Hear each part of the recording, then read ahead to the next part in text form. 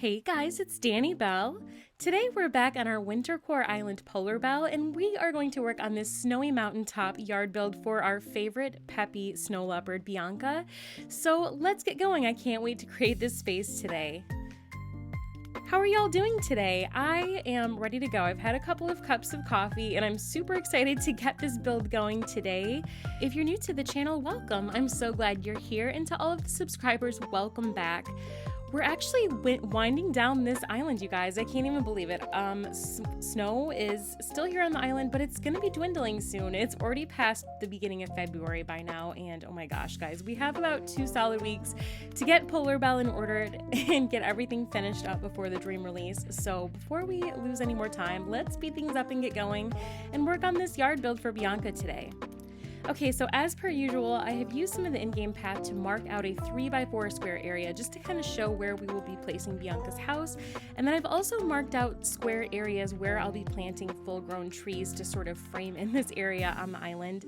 It's not necessary, but it's definitely something that has helped me a lot when I'm doing larger builds like this on the island. It just kind of helps me remember where I can fit each of the full-grown trees and just kind of keep that in mind as I'm placing items, because I don't know about you guys, but I do find it really difficult when I'm placing a lot of items for a build. It's really difficult to do when you have a lot of trees blocking your views.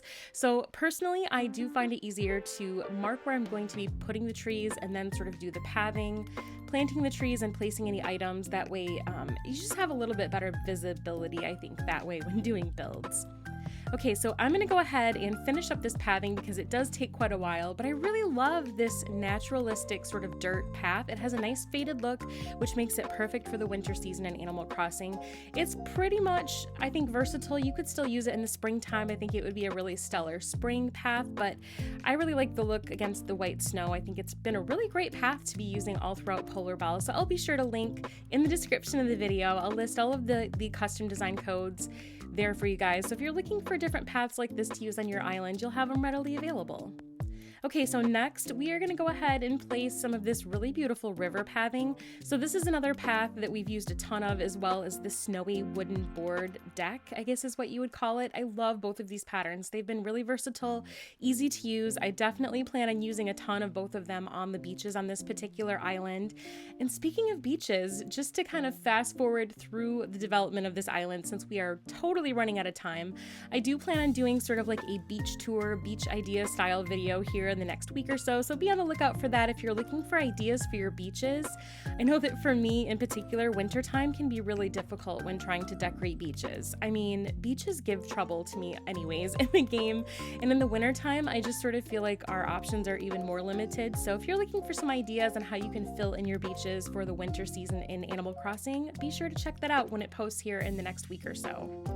Okay, back to our build. We're doing some placeable trees in this build as well. I want to use a ton of the wheat field item, which we've been using all throughout the island in the pale green color, and then we're placing some of these large pine tree items.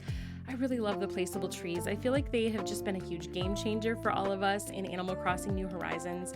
They really do fill in between the real trees very nicely. Definitely gives it more of a thicketed sort of look where it's sort of framed in and just not quite as open, because you do have so many spaces that you have to save in between the realistic trees.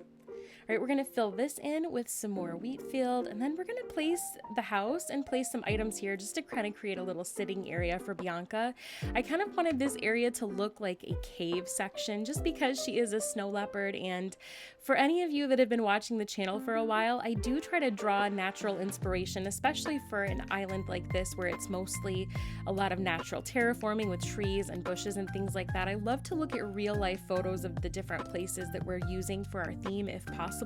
So I've been pulling a ton of inspo from different pictures of various tundras all across the world, and love the idea of having a snow leopard kind of up in the mountains. And I think the cave item that we're using here in this sort of like a slate gray color is perfect. It has sort of like the monochrome sort of gray vibe going on that's perfect for a winter island, and I think it really does look like a pretty convincing snow leopard lair, honestly. What do you guys think? Let me know in the comments. Do the cave item, does it make a pretty convincing cave area for a snow leopard? I think so. All right, let's jump to tomorrow. We've gone ahead and placed Bianca's house. I really love her little house, you guys. We went ahead and changed it to a log cabin only because it is a rustic type of island. I'm trying to change up some of the villager houses so that they sort of coordinate, and a lot of them are going to be this sort of log cabin style house, but of course we've left it sort of the white color, sort of like a whitewash color with pink accents on the roof and on the door, just to kind of make it a little bit girly for Bianca. And then just placing a few little touches with the pink and white, like the plain party lights in the pink and white. These cute little toe bean snow prints, you guys. I mean, I could cry. I love them so much.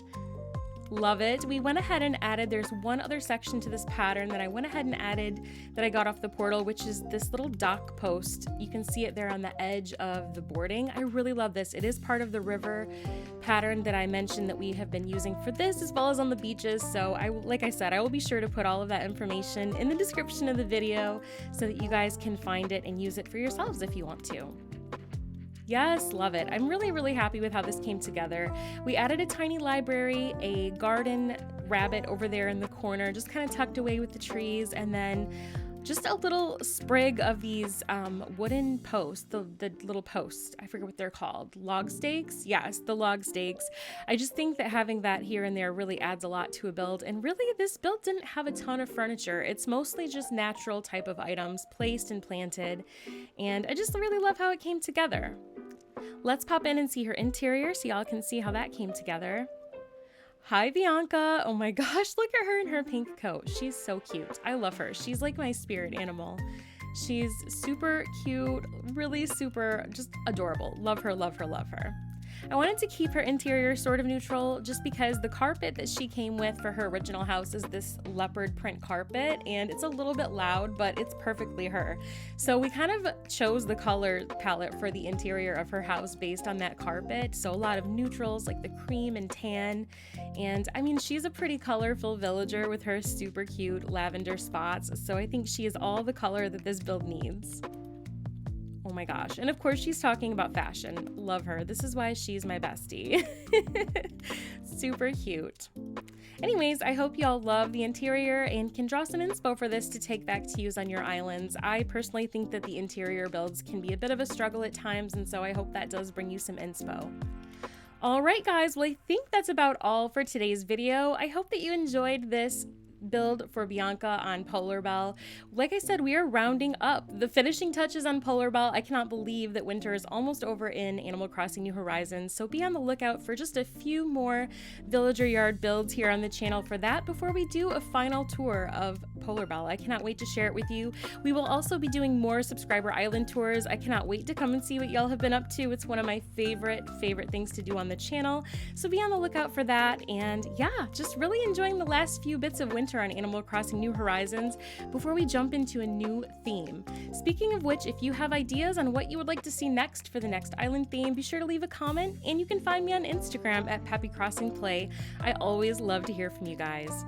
All right, that's all for today. Wishing y'all an amazing day. Take care, and we'll see you in the next one.